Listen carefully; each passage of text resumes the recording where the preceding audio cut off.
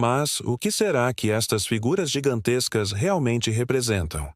Se olharmos do alto, conseguimos ver de tudo um pouco: macacos brincalhões, beija-flores delicados pairando no ar, aranhas com detalhes impressionantes e até figuras humanas com um ar bem misterioso, que alguns chamam de astronautas.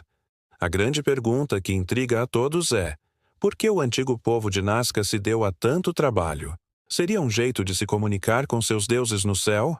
Talvez um enorme calendário astronômico para marcar as estações do ano e guiar as colheitas?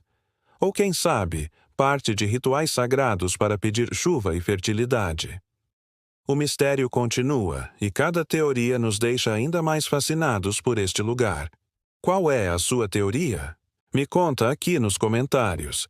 Se gostou, não esqueça de deixar o seu like e se inscrever para mais mistérios como este. Valeu!